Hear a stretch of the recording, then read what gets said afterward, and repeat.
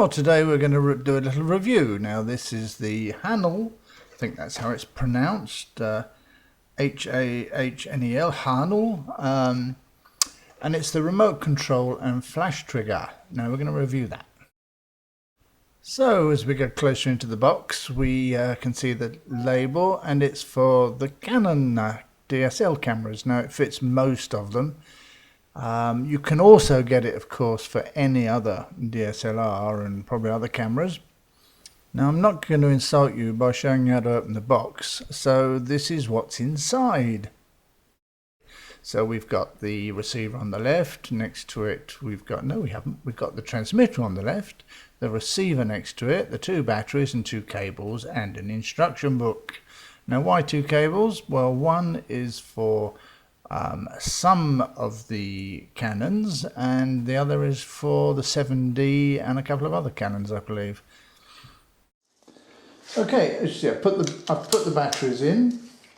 This is the receiver.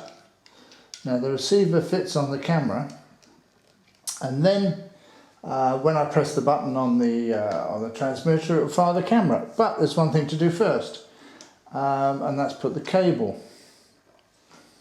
The cable goes under this little flap and it just fits in there. Now, that goes in there and it points forward. It's got 3 pins. So, and the other one pops in there.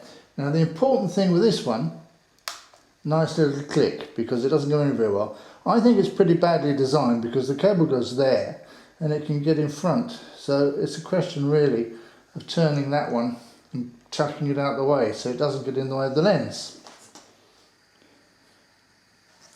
Now, the other cable that's supplied, the one with both ends like that, one goes in there, of course. It's the one with the 3, there's one that you'll see with 3 black rings and one with 2 rings. The 3 black rings goes in there, and the other one will go on the other Canons, or whatever camera you've bought, and it will go into a different socket. Now, why Canon have decided to make different sockets, I have no idea. I should think it just drives the manufacturers of this type of thing mad. Now, this is the transmitter, and this will fire the camera when I press the button there. And you don't need a lot of pressure, and actually you can even press it with your foot. I've already tried it. On the other side we've got the hot shoe. Now, the hot shoe is used when we use it to fire a flash. This is mounted on the camera instead of this one. The battery that runs it, as you see there, is very easy to replace. Now, there are little pins here, and these pins are for the transmission code, which if you change those, if you've got something else that's interfering with them, you can change it so the thing won't interfere. It has to be set exactly the same as the pins in this, of course. Now, it's got 2 controls. One control there is a timer, and it will fire the camera. They say 2 seconds, I find it nearer 4 seconds. So we press it, and it's now flashing red. I don't know if you can see that flashing red, and it fired the flash between 2 and 4 seconds. On the other setting, it fires the camera straight away.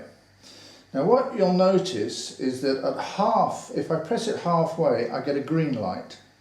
I hope you can see that. And if I press it the whole way, it goes red. And the green light is when it's pre-focusing, etc.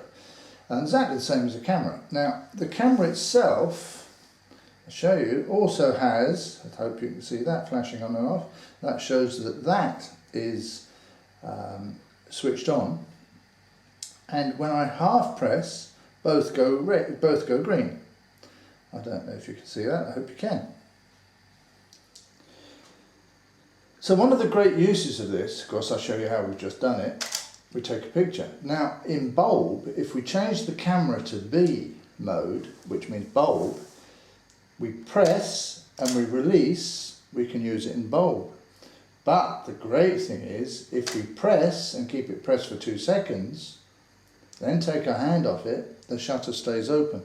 Now, this for light painting is fantastic because I can leave it open as long as I want. Now, of course, you have to be careful not to take the lens off or anything, not to forget it. But I can do that for 5 minutes while I'm light painting, for example, and then just press it again and it will close the shutter. Now most DSLRs won't allow you to have an exposure longer than 30 seconds. So this makes it possible, and that is a great advantage with this.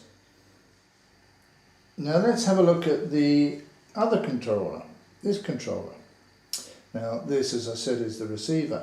It's got two settings. I'll just get it maybe better in the light. It's got two settings.